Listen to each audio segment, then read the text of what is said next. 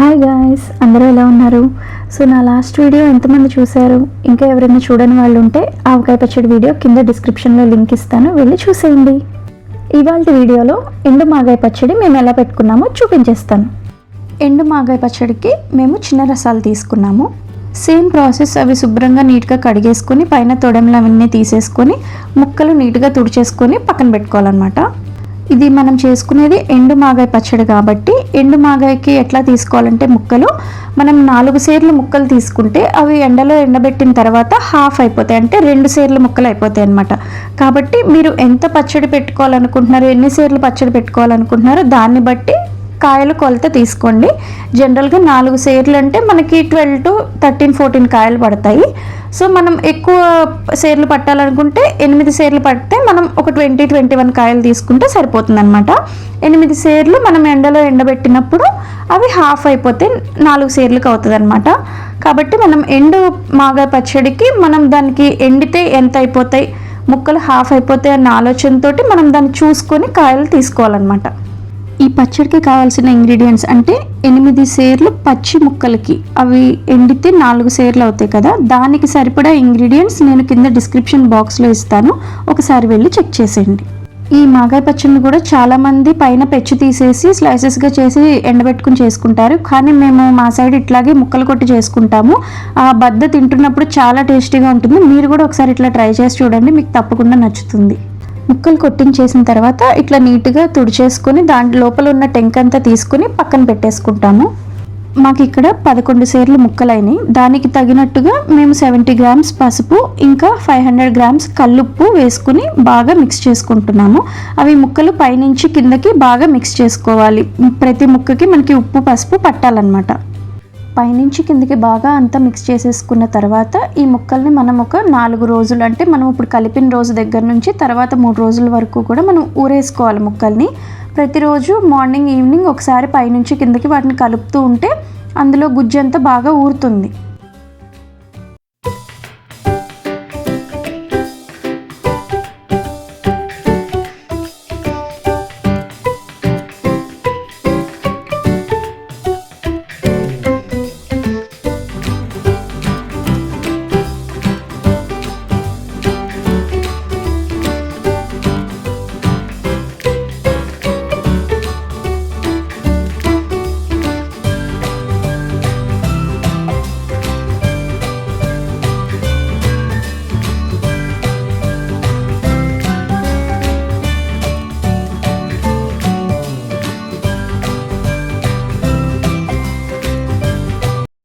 నాలుగవ రోజు ఈ ఊరిన ముక్కలన్నిటిని వడకట్టుకొని ఎండలో ఎండబెట్టుకోవాలి.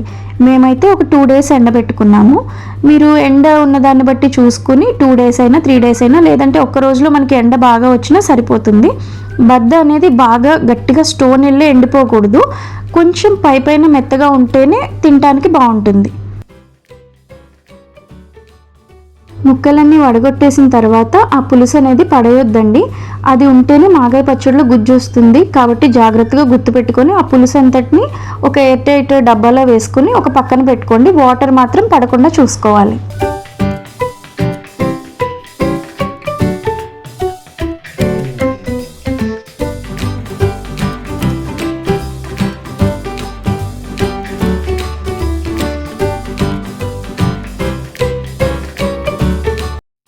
మేము 11 సేర్ల ముక్కలు తీసుకున్నామని మొదట్లో చెప్పాను కదండి.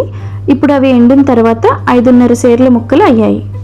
ముక్కలు మరీ గట్టిగా రాళ్ళల్లో ఎండిపోతే గుజ్జు పీల్చుకోదండి, అప్పుడు పచ్చడి టేస్ట్గా ఉండదు.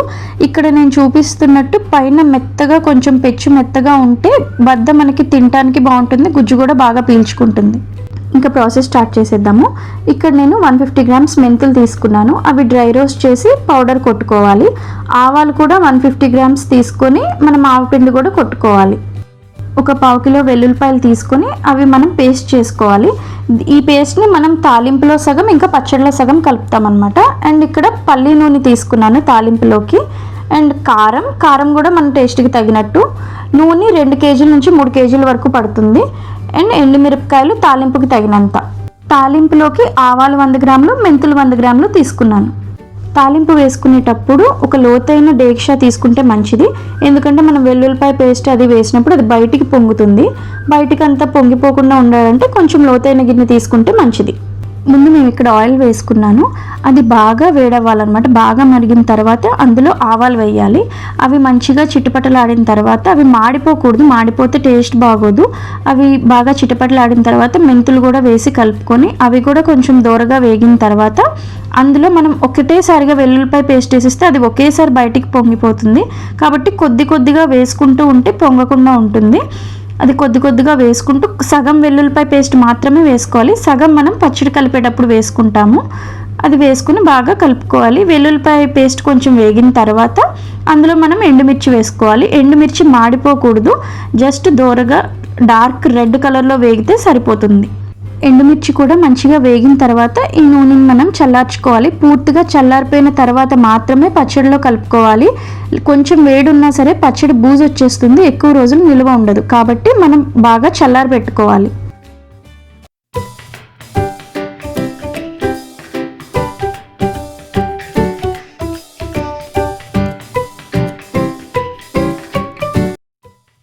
నూనె అంతా చల్లారిపోయిందండి. ఇప్పుడు మనం పచ్చడి కలుపుకోవడం స్టార్ట్ చేసేద్దాం. ముందుగా ఒక వెడల్పు గిన్నె కానీ ఇట్లా ప్లాస్టిక్ టబ్ కానీ తీసుకుని మనం ఎండబెట్టేసిన ముక్కలన్నీ అందులో వేసుకోవాలి. అందులో మనం ముందుగా కొట్టి పెట్టుకున్న మెంతుపిండి, ఆవుపిండి వేసుకుని బాగా కలుపుకోవాలి.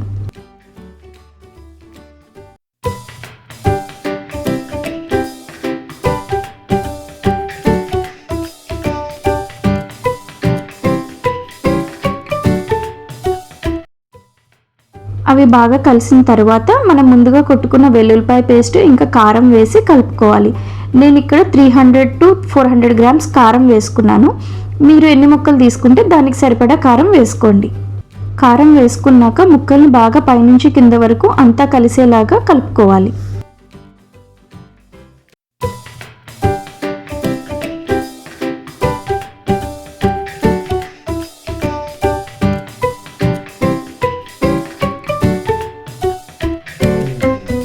కారం అంతా మంచిగా కలిపేసిన తర్వాత మనం ముందుగా ముక్కలు ఊరబెట్టుకున్న పులుసు ఉంది కదా, అదొకసారి పైనుంచి కిందకి తిప్పేసుకుని ఆ ముక్కల్లో పోసుకుని కలిపేసుకోవాలి. మీకేమైనా ఉప్పు కారం తక్కువైంది అనిపిస్తే ఈ స్టేజ్లోనే కలిపేసుకోవాలి.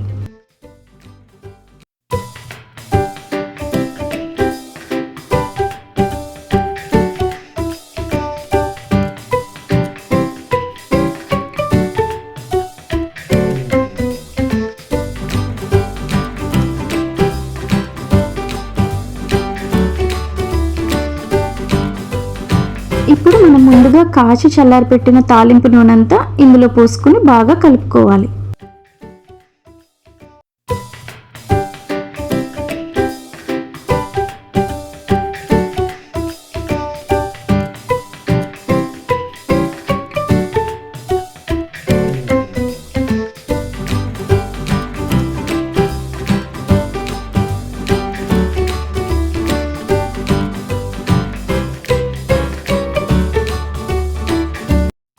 తాలింపు అంతా మంచిగా కలిపేసిన తర్వాత మనం జాడీలోకి తీసేసుకొని తినేసేయచ్చు.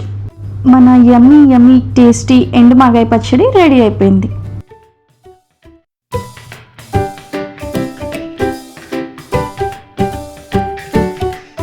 పచ్చడి ఏదైనా లాస్ట్లో ఇది మాత్రం మిస్ అవ్వద్దు బిగులు. వేడి వేడి అన్నం వేసుకుని అదంతా మంచిగా కలుపుకొని ఆ బద్దని కూడా మంచిగా నలిపేసి అందులో కలుపుకొని తింటే ఉంటుంది. ఆహా, అమృతం అంతే. ఈ ఎండు మాగాయ పచ్చడిని మీరు కూడా ట్రై చేసి ఎలా ఉందో నాకు కమెంట్ సెక్షన్లో చెప్పేయండి. ఇంకో వీడియోతో మళ్ళీ కలుసుకుందాం. అంతవరకు సెలవు, బాయ్.